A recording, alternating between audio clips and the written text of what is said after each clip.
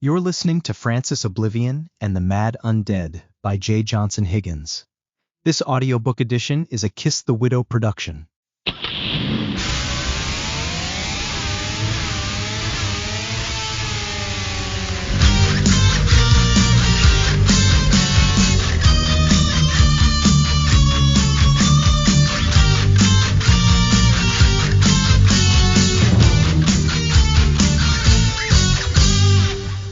Chapter 15, in which it's a good thing that Rebecca takes protection and amulets so seriously. Journal of Dr. Rebecca T.D. stars Azza. October 17th morning. I could not get good sleep to save my life last night, and when I finally did rest, I had the most horrific nightmares that just kept waking me up. It was after 3 o'clock when I'd finally fallen asleep, that dreadful hour where if sleep was to mean revitalization, healing, recovering, or otherwise be meaningful to the body, that hour had passed and there was no turning back the clock. My eyes felt like they didn't belong in my head, and I developed an infrequent cough that wouldn't go away. My throat tickled. You know the feeling? I thought to myself, damn, I'm getting sick, aren't I? Not now, damn it. Not now. It was certainly the hour of sickness, demons, wrongdoing, errors, strained eyes, short breaths, and regret. This was the hour of madness, sadness, loss, bad thoughts, confusion, and death. This was no place for me, but here I was. I normally wouldn't have this problem, but I couldn't sleep. At first, I thought I'd merely been lying in a strange position, but no matter how I moved, I ended with the same result: restlessness. My dreams blended with reality. It was like sleeping with my eyes open, and my scenery became the source material for the strangest dreams. It reminded me of when I was a little girl. I had a cat named Star Anise, or just Star, but no relation, of course. I loved my little kitty, but boy did she molest me in my sleep. Star would always enter my room where I'd left the door cracked, jump on my bed, and stand on my throat. She'd sleep there for hours across my neck. I would tolerate it, of course, but it was so hard to breathe. This night felt something like that, minus the love and warmth you get from a small animal. It was like someone was choking me instead. My breath and circulation were cut off, but there was no cat and nothing I could do about it. I'd experienced this before, but not for a while. Not since last year when I first learned that Francis was around me, stealing my breath, cutting at my wrists and ankles, and drinking my blood. I felt afraid again suddenly and wanted to spring into action, sock the motherfucker, but I could not. It was like sleep paralysis when the weakness hit me and I felt myself pass out against my newfound will. It felt hot and it made my dreams more intense. At one point, I had the sensation of sliding out of my bed and gliding across the floor. I felt the room shrink, or perhaps that I'd grown to 4 times my size and would bust out of it or soar above it, but none of these things transpired as far as I could prove. They were just feelings. The odd sensation went away when I opened my eyes, and I was back in my bed, but it was like the dream wasn't completely over. It felt for a moment like the room had been spinning. My sheets were pleated from clawing and half on the floor from twisting them around. Maybe I had slid out of my bed, but unconsciously climbed back in. I could have sworn I saw someone standing over me for only a second with a hand extended over me like a puppet master. I thought of Francis again, but tried with all my might to deny this. I wondered if it was Adrian for whatever reason, but it just couldn't have been. The shadow was there, and then it was gone. The door to my room never opened or closed. Maybe I'd fallen asleep again and had another dream. When I got up and checked, I could see that Adrian was in the same place. Maybe not in the exact same position, but he was still there. I put the creepy thoughts out of my mind and fell asleep again with the thought that the lighthouse was supposed to be a safe location.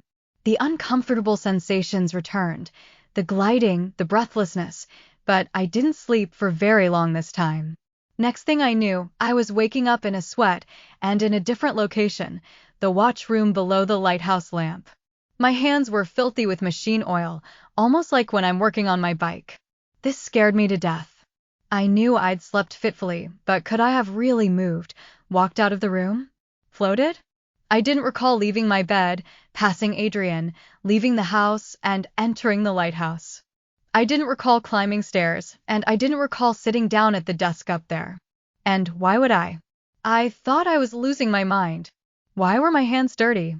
I'll definitely inspect every inch of my bike before I ride it again. I passed Adrian on my return after the episode, but didn't disturb him. I was so embarrassed that I couldn't account for my actions.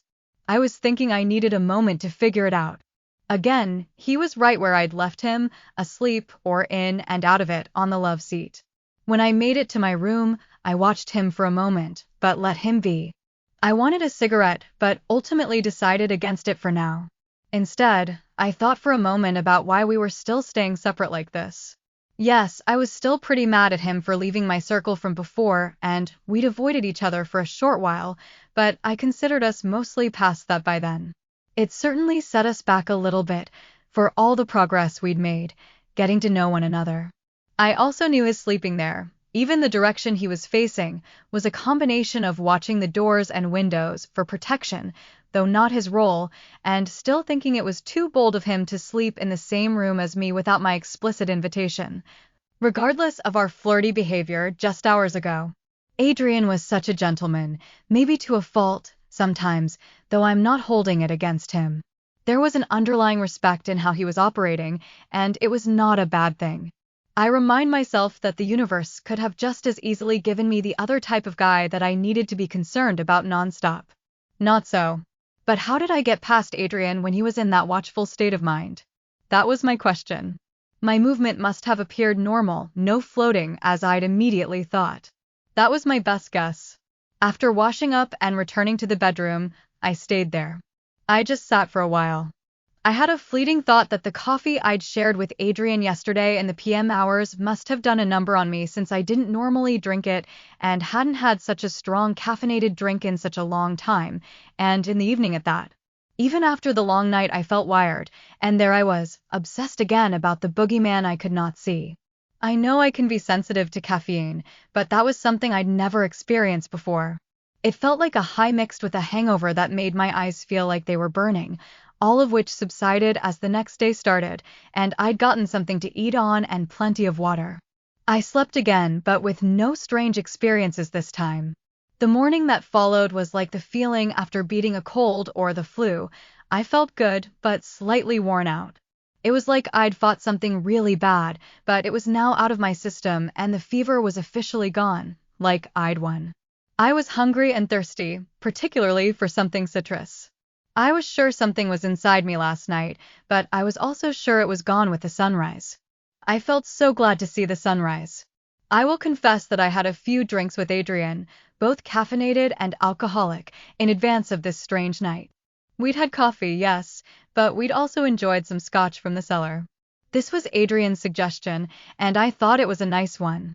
Some would look back on this and consider it a sloppy thing to do in our situation, but we're still here and I do not regret that we let loose just a little bit to celebrate meeting one another.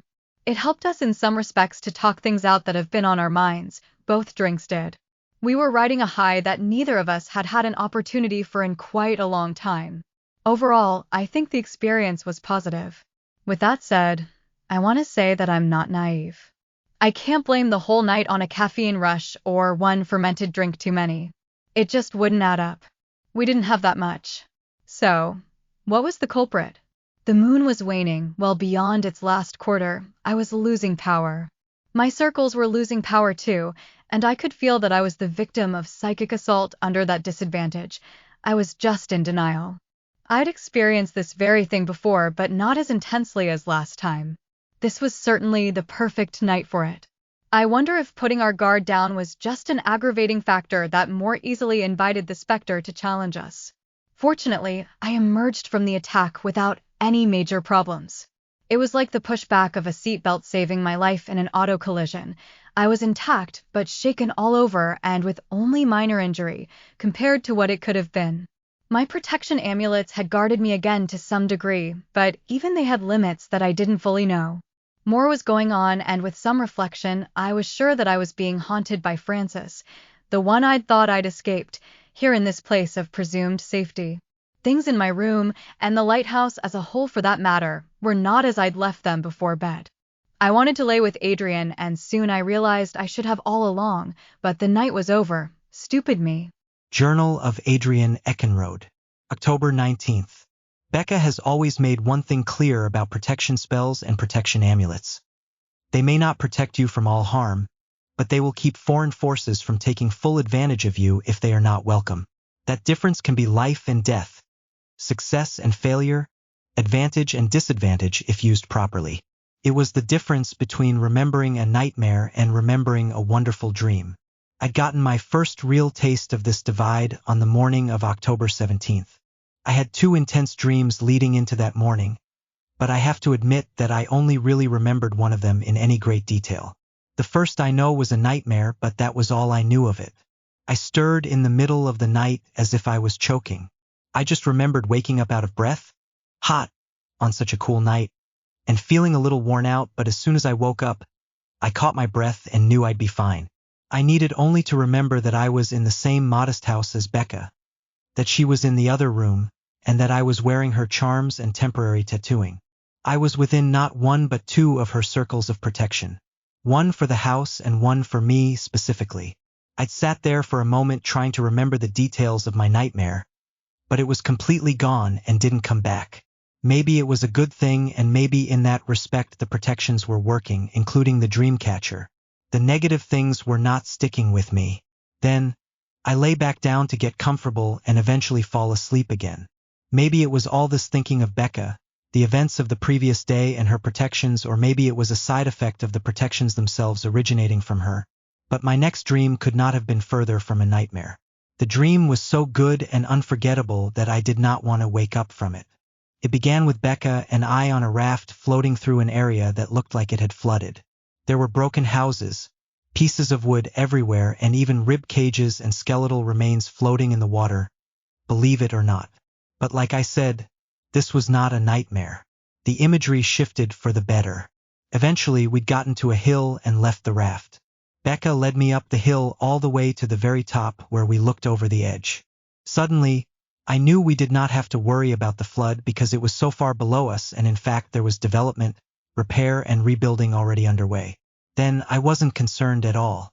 Becca showed me a purple metal box, like a tea tin or an old-fashioned lunchbox, and she opened it. She invited me to look inside, and she presented me with a photograph. She said of it, "This is my brother. He was a pilot in the Navy." She also showed me an article about how he'd performed an air show in the city of Siena over a year ago. "Here he is. Have a look," she said from behind me suddenly. I turned and saw Becca standing with a falcon perched on her arm. "These are my creations," she added before flinging the falcon into the air to join many others circling above. "They'll protect us. If anyone tries to mess with us, they'll grab them and pluck their eyes out. I love these guys." We watched them circle about us, but eventually Becca sat on the grassy hill. She then rested on her back, looking up at the sky, and invited me to sit back with her to watch the birds. Becca later turned to me and said, "Lay over me, Adrian. Don't you want to?" I did lay over her as she sat back with her sort of arrogant smile but a surrendered composure. We looked into each other's eyes for a moment, and hers were so intense that it was like I could see galaxies in them. Then, she flipped me over to the bottom position like we were play wrestling, and she pinned me to the ground. She laughed and grinned from the victory while biting her pierced lip. She smelled so good, like sweet citrus fruit, like mandarin oranges. "You're not perfect, but somehow that makes you perfect just for me. I dedicated chapter 5 of my dissertation to that concept, so I should know what I'm talking about," she explained. "You should read my literature review. I'll summarize. It starts in the grass, just like this," she said as she pressed her pelvis to mine, and I felt a sudden ecstasy like never before as she closed her eyes. I didn't want it to end, but my dream concluded there. As I'd awoken, Becca was standing right over me. In fact, she was the one waking me up. I found Becca fully dressed, like she'd been up for some time and had perhaps even left for a short while, was out tuning up her bike like usual, or was ready to do so. Maybe she'd just had a cigarette. I didn't know. The sun was up, or at least in a hurry to be. She was wearing a flannel shirt with a pattern of light green, black, and a crisscross of thin pink lines over a white t-shirt and jet black jeans. She was also wearing a knit cap with the lettering of some heavy metal band.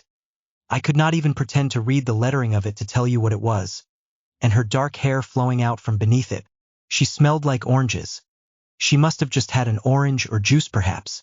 I now felt out of place by seeing her well into her morning while there I was.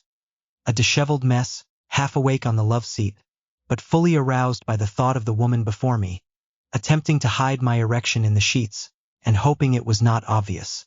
Her hand was on my arm, and it was like her touch from the dream never really ended but crossed over to this rapidly forming world. Adrian? Becca repeated to me, sounding somewhat concerned. This was not a panic tone of voice that would suggest there was a major emergency, but she did sound a little peeved or for some reason short and to the point. Something was pressing her, and it was not just that I wouldn't immediately wake up. She shook me harmlessly but sharply. Wake up. I need to talk to you. I collected myself as best I could and rubbed my eyes. When I opened them again, she was still in front of me. She was no mirage, but based on the look on her face and her now crossed arms, I needed to be fully attentive. I'm going to ask you a question, and I want you to tell me the absolute truth, okay? Don't make this complicated. Don't overthink it. Don't make shit up. Got it? Sure. What is it?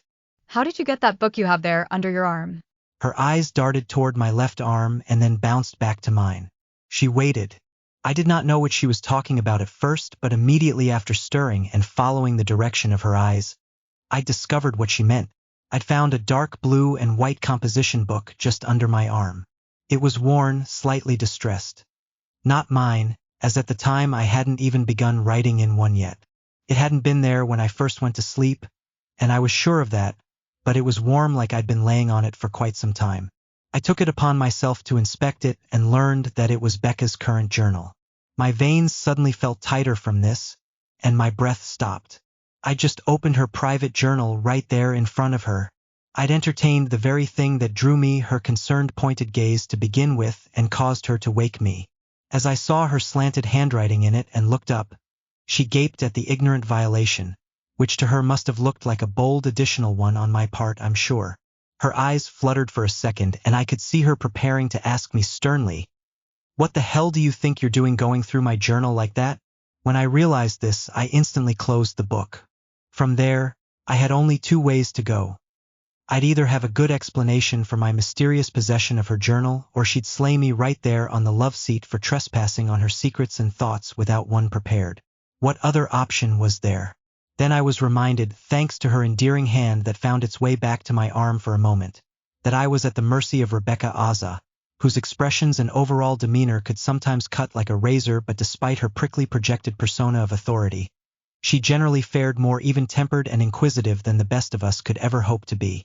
She even took the book from me in a more diplomatic manner than one would expect, grabbing hold of it and allowing me to release it before slowly pulling it away and setting it aside. I willingly surrendered it. Why wouldn't I? It belonged to her. More importantly, how did the journal even get into my possession in the first place? She voiced these very concerns, but now in a slightly more accusatory manner than the puzzled looks thus far conveyed. Now that her journal was under her guard. Why did you have my journal? I didn't leave it here. It was with me in the other room with the door closed. Why is it out here? A second passed and she added. With you. Still trying to get a handle on what had gotten me into this situation. I didn't answer immediately as I sat up taller. Her eyes followed and searched me for a moment as if a closer inspection might make the answers appear on my face. No words necessary. Her eyebrows shifted up as if prodding me again. It was amazing how much this woman could say without speaking. Her expressions in some indicated that she could be suspicious that I'd grabbed the journal, proceeded to peruse it, but had accidentally fallen asleep before I could return to conceal my dastardly deeds. But she was not married to the notion and didn't want to be imprudent. From the looks of her, she wanted me to tell her the story and did not want to prematurely put words into my mouth that could aid me or harm me for that matter. She was waiting for my full statement, and from the past day's inquiries she'd know instantly if I was telling her the truth. Apparently, I have tells that are obvious to her, but she has so far kept them to herself. Not as much time passed as it would appear from my description. This was all over in a matter of seconds, but I can't deny that I perceived it all as if it were a lengthy ordeal. The problem was not in my willingness to speak up, but in what I would say. I had no explanation for this odd scenario, yet I had an obligation to defeat the implicit guilt by proximity regardless of Becca's faith or ill faith in me. I could not lose her trust. By then, she'd sat down on the edge of the table before me, crossed her legs which brushed against mine and remained in contact, but she seemed mostly curious and locked into my eyes. Perhaps I could inform the incomplete story that was, by the second, becoming more and more official in her mind but likely leading to guilt because of my silence. Never mind that a wrong word or two could potentially earn me the slap to the face that more impulsive and less investigative people would have surely already given me for this mere circumstantial evidence. Becca waited with almost no change, curious, but she eventually grew impatient. Adrian? Just tell me what happened. It's just me. What's going on? We'll work it out. I answered, Becca, I'm not sure what's going on. I wasn't looking in your journal, at least not until a second ago, to see what it was. I don't know how it got here. I didn't take it and I wouldn't have taken it. I'm really not sure how this happened. I'd realized how ridiculous my explanation sounded. It sounded unbelievable even to me and like a complete joke. How could I ever expect Becca to believe it? As it turned out, Becca's reaction was not as I'd expected. She believed me. Okay. She said, as if my answer was satisfactory and served more as a confirmation. That actually explains a lot. My ignorance of the journal even amused her a little bit as I finished speaking. She eyed me again and smirked. She audibly sighed in relief, but there was something else as she dropped her hands to her thighs. She also shook her head as if she just realized something was wrong. But why was she so sure of what I said? What was the meaning of this? What was just proven to her? It was like a test result. A test that I'd passed apparently by being confused about the details. Perhaps if I'd shown her specificity, she'd have had a different opinion of me, but I didn't. Maybe it was the tell? She believed me. Of course you didn't do this. Francis did, just like I thought. Becca said, holding up the journal. It was like she already knew this but felt obligated to make sure. The tone of her voice suggested that this was inevitable but simply much sooner than she'd planned for. I should have expected this. She stood up and paced away only to return. Yes, I was confused at that moment in more ways than one. If I haven't already been clear, I would like to make clear here that I did not know the contents of her journal and I still do not know. I was not snooping in it. I slept for most of the night. I did not know how the journal had gotten into my arms that night for Becca to find me with it the next morning.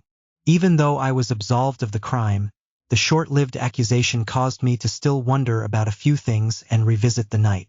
I was asleep for most of the night, but in the moments that I wasn't, I observed and heard some interesting things. A folding step stool had fallen over in the kitchen and I had to stand it back up, for example. In fact, I opened it so that it wouldn't happen again. I did not know if it was in an odd position prior. I just knew that it had fallen, and it did startle me. When I investigated the step stool, I took the protection candle with me, as Becca had instructed, if I needed to get up for any reason. The mention that Francis was among us in some form illuminated that minor point in the night because I thought I heard someone in the kitchen, and it turns out that I may have been right about it after all. My initial thought was that if anyone was up walking around, it was Becca. That was my thought. And why was she up walking around?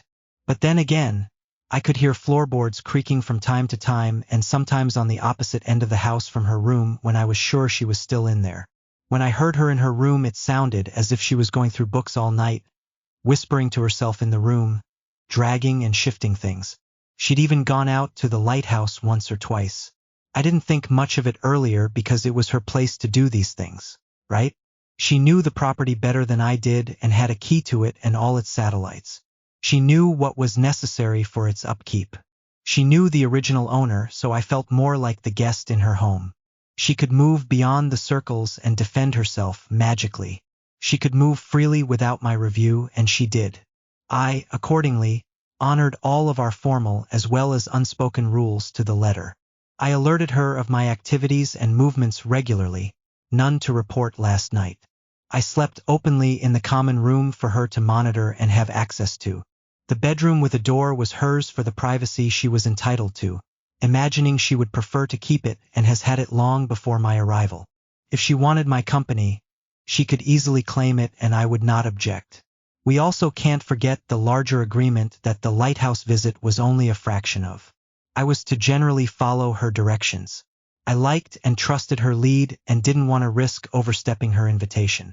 To violate her privacy in any way during all of this would have been like treason. I understood that.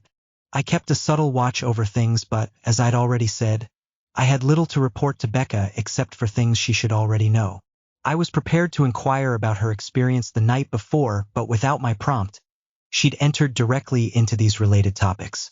She sat, wrapped one knee in her arms, and gave a description of what most likely occurred early this morning based on her experiences in the past year. As Becca explained it, Francis had entered her dreams as he had before, but could not consume her blood because she was wearing protection amulets. If Francis had been successful in consuming her blood, he would have learned about what Becca had done recently, preyed on her emotions, weakened her, and could see what she was planning. When he could not succeed at that, he did the second best thing. He found and read her journal. Upon reading it, he would have killed me in my sleep himself, since his mad undead were not strong enough to make it this far. But again, he could not do this because I, too, was wearing amulets for protection and was within 2 circles of protection. He had difficulty even entering my dreams.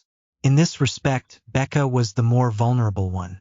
When he could not take that action, he again resorted to a secondary plan. He decided to place Becca's journal in my arms to frame me and drive a wedge between us so we wouldn't trust one another.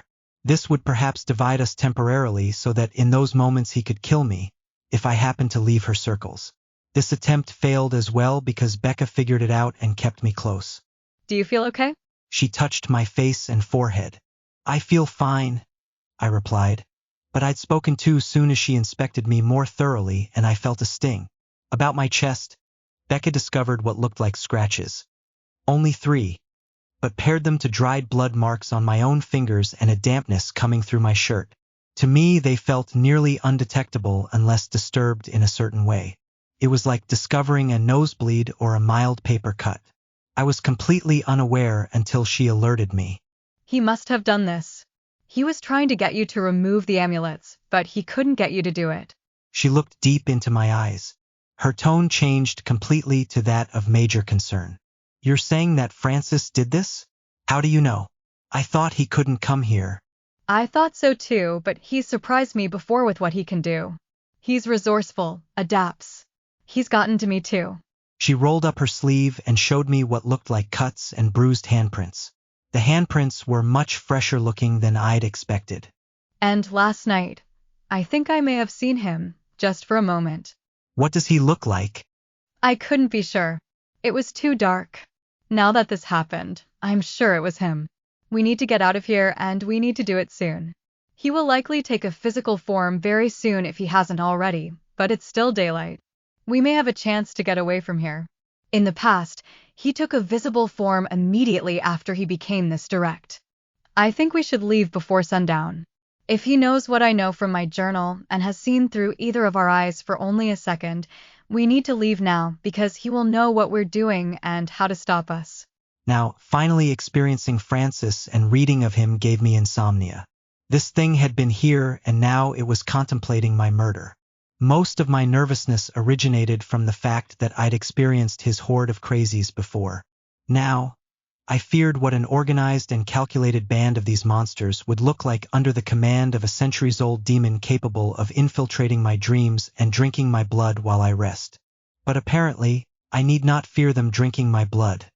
It's getting eaten entirely I should fear as Becca's companion. Journal of Dr. Rebecca T.D. Stars Aza. October 17th, daytime.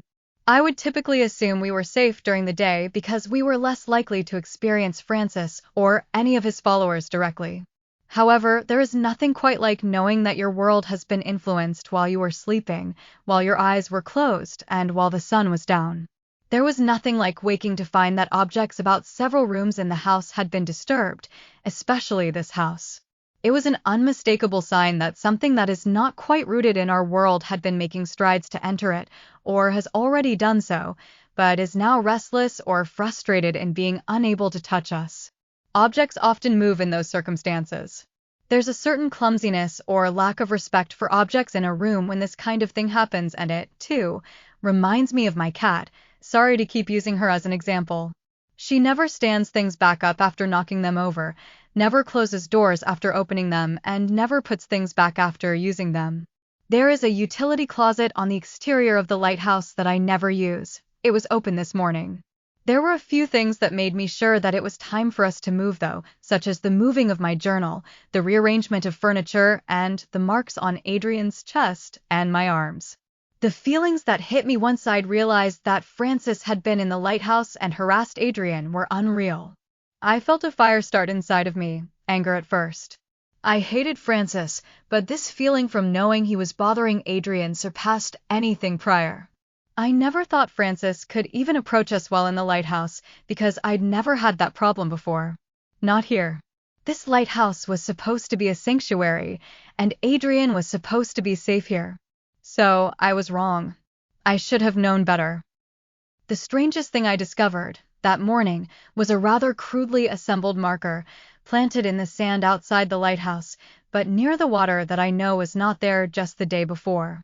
I'd walked this beach before, and I'd remember a detail like that. Adrian didn't remember it either. At first, I noticed it from a distance. I even thought that a person was standing outside, another shock to which I pulled Adrian to the ground with me to stay low. But it was not a person standing there. The structure was essentially formed with a cross and a jacket placed onto it, like a scarecrow without a head. I confirmed this once I stepped outside and slowly crept towards it, Adrian there with me the whole time. What made this scarecrow even more significant was that the jacket draped over it once belonged to Icky Young. I'd recognized the patches and pins on it. In disgust, I yanked the jacket from the scarecrow, kicked the wooden rods over, and stepped back, thinking that Francis had gone too far to taunt me with this. He wasn't done, however. I noticed that the ocean splashing back and forth was red and thick. It was all blood. Do you see it? What do you see? He asked. When I looked back, it was the ocean again like normal. Maybe I was hallucinating, or maybe it was a vision or a sign. Then it hit me. The horrible feeling of violation was much worse. Icarus was buried in this jacket. If this jacket was in my hands, it must have left the grave. I felt cold. I ran back toward the graveyard behind the house as soon as I'd realized. Adrian was right behind me. I had to be sure that nothing had been disturbed at the gravesite, that this was only an illusion or a trick. That was when I learned that indeed, something was wrong. It was not an illusion. I rested my hand on the gate. The grave of Icarus Young was open and disorderly mounds of dirt rested nearby. "Babe," I whispered as I slowed my pace and took Adrian's hand as a reflex. I looked down and noticed that my night athame was beginning to glow red, never a good sign when it clearly was not nighttime. It meant that there was a force condition, probably supernatural, that resembled night so that Francis or his followers could operate unopposed. Something's very wrong here. Stay close. I handed the jacket back to Adrian and pulled both my morning and night athames, since they seemed to be the ones with the greatest power at the moment, an odd combination in daylight. There was absolute silence inside the graveyard as we entered and stepped closer to the open grave. What I saw inside surprised me. There was nothing, no remains of any kind, but the casket was wide open. I just wanted to puke. What the hell? Screw this, I said, letting my guard down. I shook my head and nudged Adrian. Let's get out of here. We have to get the fuck out of here. I readied to turn to leave the graveyard, but Adrian stopped me, putting himself between me and he exit. Becca, He whispered. To my surprise, there was a human form standing before us, but not a living one.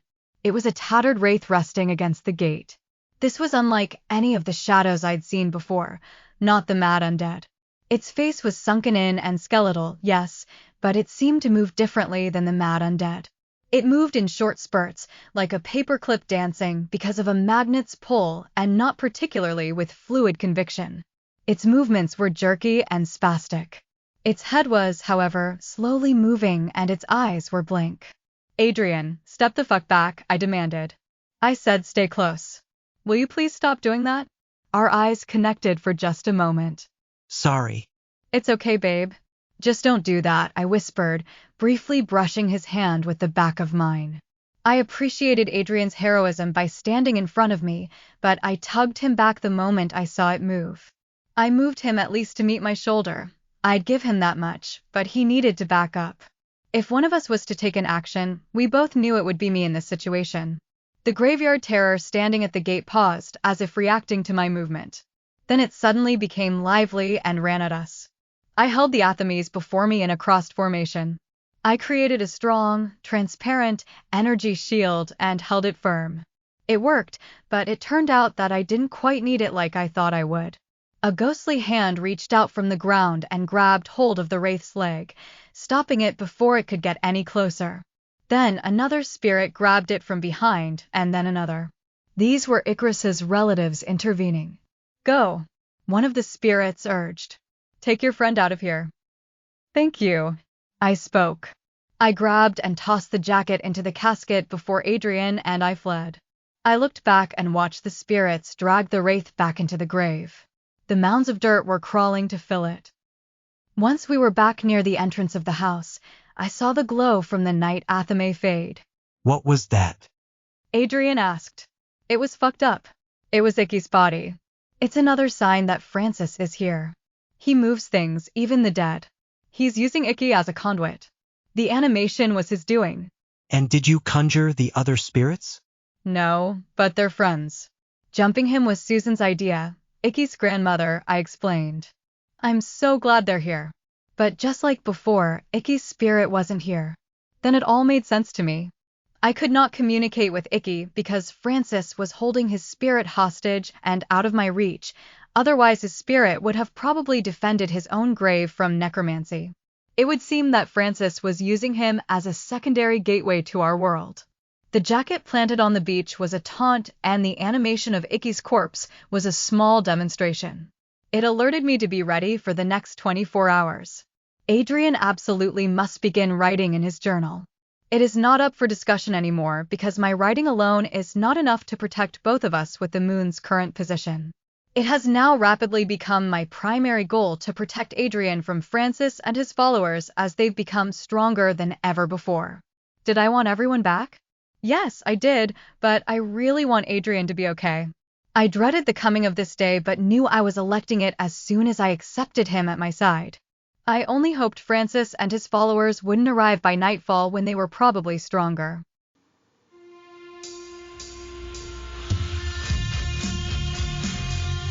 This story is 100% original and written by a human, yours truly, the author. AI was not used to write, prompt, organize, or otherwise generate this story. This audiobook edition was, however, created using licensed text-to-voice software with a lifelike casting and intonation manually adjusted and refined line by line by me, and art in and of itself. The theme music was written and produced by Kiss the Widow. If you like what you found so far, please like and follow, subscribe, and share. Also, please be sure to check out my socials.